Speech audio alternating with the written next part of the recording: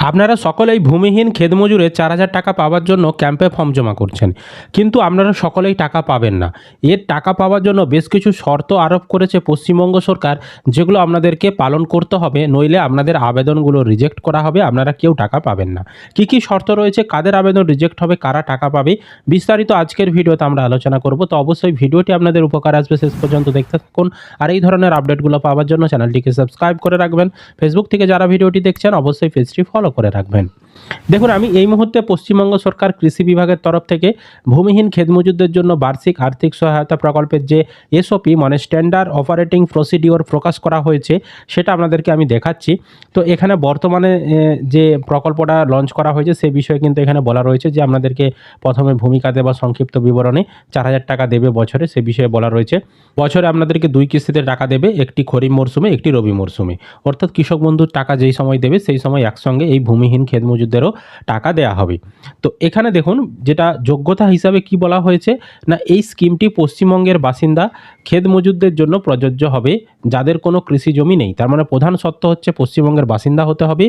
যারা অন্য রাজ্যের বাসিন্দা তারা আবেদন করতে পারবেন না। আর কৃষি জমি নেই মানে আপনার কোনো জমি থাকা চলবে না। তারপর বলেছে সেই জন্য কৃষক বন্ধু নতুন প্রকল্পের আওতাভুক্ত নন, অর্থাৎ কৃষক বন্ধুর টাকাও কিন্তু বর্তমানে পাওয়া চলবে না আপনাকে, তবেই আপনি ভূমিহীনের আবেদন করতে পারবেন। এছাড়াও বর্গা চাষি হিসাবে নথিভুক্ত হওয়া চলবে না আপনাদেরকে, এবং জীবিকা নির্বাহের জন্য সম্পূর্ণরূপে অন্যের জমিতে কৃষি কার্যক্রমের উপর নির্ভরশীল আপনি, মানে অন্যের জমিতে কৃষি কার্য করে বা অন্যের জমিতে মজুরি খেটে আপনার আর যে সম্পূর্ণ জীবন জীবিকা নির্বাহ হয় সেই রকম হতে হবে, তবেই আপনি এই প্রকল্পের টাকা পাবেন। আর এই প্রকল্পের যে আবেদনের জন্য কি কি কাগজগুলোর প্রয়োজন রয়েছে, আধার কার্ডের জেরক্স রয়েছে প্রয়োজন, ভোটার কার্ডের জেরক্স, ব্যাংকের অ্যাকাউন্ট বা এখানে কিন্তু বাতিল চেক সেগুলোও আপনি দিতে পারেন। আরেকটা জিনিস দেখুন, এখানে ব্যাকেটে লেখা রয়েছে জনধন অ্যাকাউন্ট নয়, সঞ্চয় ব্যাংকের সাধারণ অ্যাকাউন্ট অগ্রাধিকার যোগ্য। তারপর আধার সংযুক্ত অপারেটিভ কেওয়াইসি সম্পূর্ণ, তারপর সিবিএস সুবিধা সহ এবং ব্যাংকের শাখা পশ্চিমবঙ্গের মধ্যে হতে হবে। অর্থাৎ জনধন অ্যাকাউন্ট কিন্তু কেউ দেবেন না এতে যখন আবেদন করবেন। নর্মাল আপনি আপনার ব্যাংকের সেভিংস অ্যাকাউন্ট আপনারা দেবেন, জনধন অ্যাকাউন্ট দিতে কিন্তু বারণ করছে। এছাড়াও কিন্তু আপনার ব্যাংকে কেওয়াইসি করা থাকতে হবে, আধার সংযুক্ত মানে আধার লিঙ্ক করাও থাকতে হবে, আর ব্যাংকটা অবশ্যই পশ্চিমবঙ্গের শাখা হতে হবে। অনেকে অন্য রাজ্যের মানে অন্য রাজ্যের সেখানে আপনি ব্রাঞ্চে খুলেছিলেন অ্যাকাউন্ট, সেই ব্রাঞ্চগুলো দিয়ে দিচ্ছেন, সেটা হলে হবে না। পশ্চিমবঙ্গের মধ্যে আপনার ব্যাংকটা খোলা রয়েছে এরকম ব্রাঞ্চই কিন্তু আপনাদেরকে দিতে হবে অবশ্যই। তারপর মোবাইল নম্বর আবেদনকারীর ব্যাংক অ্যাকাউন্ট এবং আধারের সঙ্গে সংযুক্ত হতে হবে।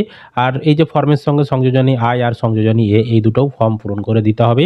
এছাড়াও কিন্তু ছবি পাসপোর্ট সাইজের চাওয়া হচ্ছে, এগুলো কিন্তু অবশ্যই আপনারা দেবেন। এবং এর যে ভেরিফিকেশন, এটা হচ্ছে ব্লক স্তরে প্রথম ভেরিফিকেশনটা করা হবে। ব্লক স্তরের আধিকারিকরা, এডি অফিস, কৃষি দপ্তরের আধিকারিকরা, তারাই কিন্তু সমস্ত সত্যতা যাচাই করবে। তারপর আপনাদের আবেদন অ্যাপ্রুভ করা হবে। আবেদন অ্যাপ্রুভ করার পর আপনাদের ব্যাংকের তথ্যগুলো ভেরিফিকেশনের জন্য আপনাদেরকে আপনাদের যে এসএনও নোডাল অফিসার রয়েছেন, নোডাল ব্যাংক এনপিসিআই এর কাছে সমস্ত কিছু পাঠানো হবে তথ্য, এবং সেখান থেকে ভেরিফিকেশন হয়ে আসার পর তারপর আপনাদেরকে টাকা দেওয়া হবে। বুঝতে পেরেছি।